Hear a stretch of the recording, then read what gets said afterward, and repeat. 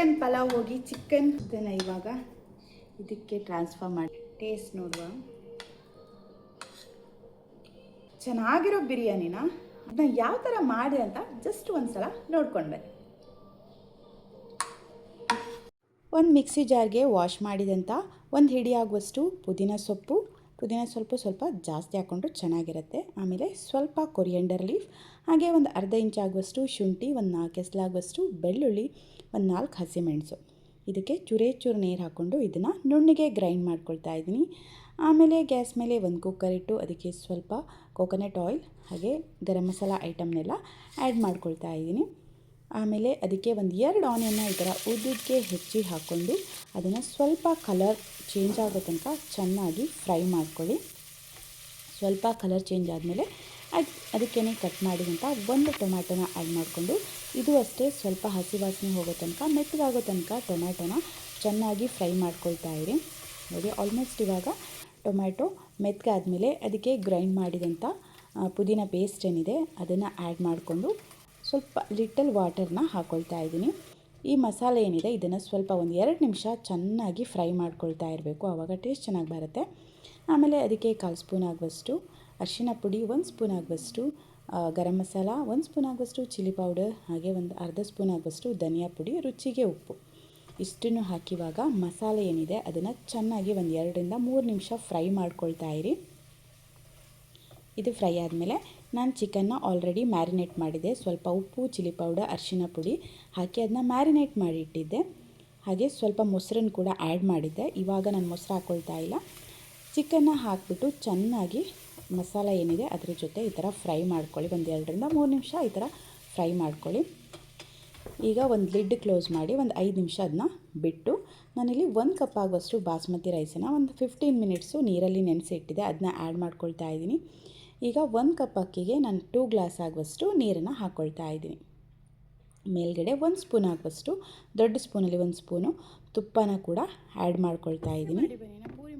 ಕೆಲವು clippings miss ಆಗಿದೆ, ಇದನ್ನೆಲ್ಲ ಆ್ಯಡ್ ಮಾಡ್ಕೊಂಡು ಇವಾಗ ಚೆನ್ನಾಗಿ ಎಲ್ಲದನ್ನು ಒಂದು ಸಲ ಮಿಕ್ಸ್ ಮಾಡ್ಕೊಳ್ಳಿ.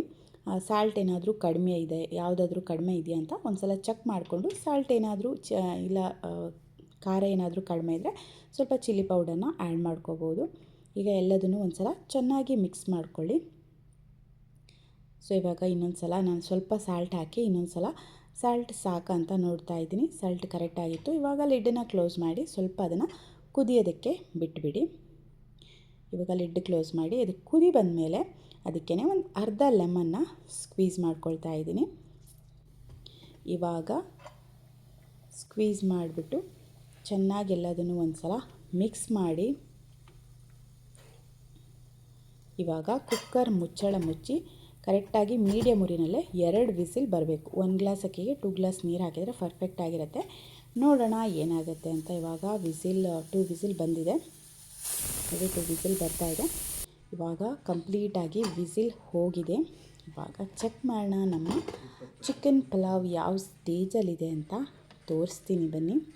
ಇದು ಆ್ಯಕ್ಚುಲಿ ಅರ್ಧ ಗ್ಲಾಸ್ ಆಗುವಷ್ಟು ಬಾಸ್ಮತಿ ರೈಸ್, ಹಾಗೆ ಅರ್ಧ ಗ್ಲಾಸ್ ನಾರ್ಮಲ್ ರೈಸ್ ಹಾಕಿದ್ದೆ. ಯಾವ ಫಾಲ್ಟ್ ಅಂತ ಗೊತ್ತಿಲ್ಲ. ನೋಡೋಣ ಏನಿದೆ ಅಂತ. ಚಿಕನ್ ಪಲಾವ್ ಹೋಗಿ ಚಿಕನ್ ಗಂಜಿ ಪಲಾವ್ ಥರ ಆಗಿದೆ. ಬಟ್ ಇದನ್ನು ಇವಾಗ ಒಂದು ಪಾತ್ರೆಗೆ ಟ್ರಾನ್ಸ್ಫರ್ ಮಾಡಿ ಅಡಿಗಡೆ ಯಾವ ಸ್ಟೇಜಲ್ಲಿದೆ ಅಂತ ತೋರಿಸ್ತೀನಿ ಬನ್ನಿ.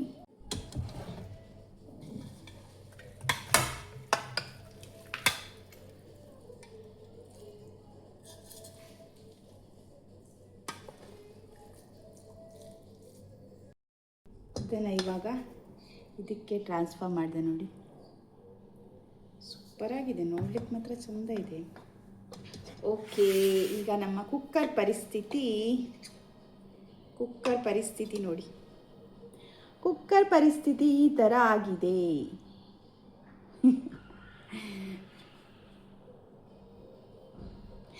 ಇದು ಯಾಕೆ ಈ ಥರ ಆಯಿತು ಅಂತ ನನಗೆ ಗೊತ್ತಾಗಲಿಲ್ಲ.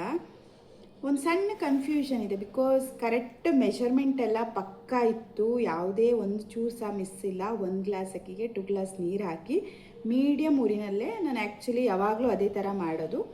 ಬಟ್ ಅಂದರೆ ಕೆಲವು ಸಲ ಏನಾಗುತ್ತಂದರೆ ತುಪ್ಪ ಹಾಕೋದ್ರಿಂದ, ಅಂದರೆ ಕುಕ್ಕರಲ್ಲಿ ಮಾಡುವಾಗ ತುಪ್ಪ ಹಾಕೋದ್ರಿಂದ ಈ ಥರ ಅಡಿಗಿಡೋ ಚಾನ್ಸಸ್ ಇರುತ್ತೆ. ಸೊ ನನಗೆ ಗೊತ್ತಿರೋ ಪ್ರಕಾರ ತುಪ್ಪ ಹಾಕಿರೋದ್ರಿಂದ, ಅಂದರೆ ನಾನು ಬೇರೆ ಟೈಮ್ ಅಂದರೆ ಗೀ ರೈಸ್ ಎಲ್ಲ ಮಾಡಿದಾಗ ಒಂದೊಂದು ಸಲ ತುಪ್ಪ ಫಸ್ಟೇ ಆ್ಯಡ್ ಮಾಡಿದಾಗ ಅದು ಅಡಿ ತಗೊಳುತ್ತೆ, ಅದಕ್ಕೋಸ್ಕರ ನಾನು ಅಂದ್ಕೊಳ್ತೀನಿ.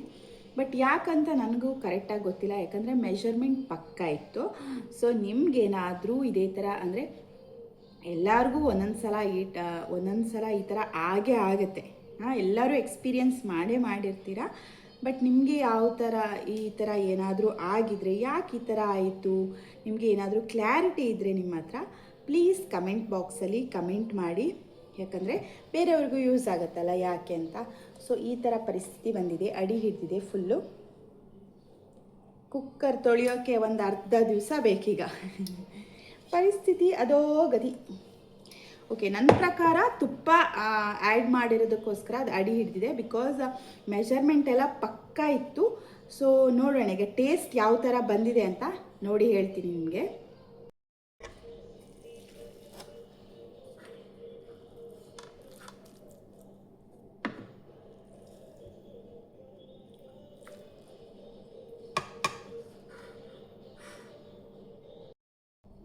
ಟೇಸ್ಟ್ ನೋಡುವ.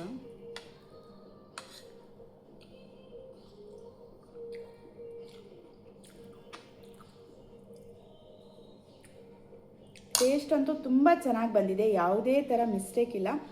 ಚೂರು ಅಡಿ ಹಿಡೋದ್ರಿಂದ ಎಲ್ಲೋ ಲೈಟಾಗಿ ಆ ಸ್ಮೆಲ್ ಹೊಡೆಯುತ್ತಿದೆ, ಇಲ್ಲಾಂದರೆ ತುಂಬಾ ಚೆನ್ನಾಗಿತ್ತು ಟೇಸ್ಟ್ ಅಂತೂ. ಯಾಕಂದರೆ ಪರ್ಫೆಕ್ಟಾಗಿ ಮಾಡಿದ್ದೆ, ಆದರೂ ಏಕೋ ಚೂರು ಮಿಸ್ ಆಗಿ ಈ ಥರ ಆಗಿದೆ. ನಿಮಗೂ ಯಾವತ್ತಾದರೂ ಈ ಥರ ಆಗಿದರೆ ಯಾಕೆ, ಯಾವ ಮಿಸ್ಟೇಕಿಂದ ಈ ಥರ ಆಯಿತು ಅಂತ ಕಮೆಂಟ್ ಬಾಕ್ಸಲ್ಲಿ ಕಮೆಂಟ್ ಮಾಡೋದಂತೂ ಮರಿಬೇಡಿ. ಸೊ ಈ ಬಿರಿಯಾನಿ ಫೇಲ್ಯೂರ್ ಅಲ್ಲ, ಚೆನ್ನಾಗಿರೋ ಬಿರಿಯಾನಿನ ಅಂದರೆ ಜಸ್ಟ್ ಮಿಸ್ ಹೊಡಿತಿದ್ದು. ಇದನ್ನ ಯಾವ ಥರ ಮಾಡಿದೆ ಅಂತ ಜಸ್ಟ್ ಒಂದು ಸಲ ನೋಡ್ಕೊಂಡು ಬನ್ನಿ.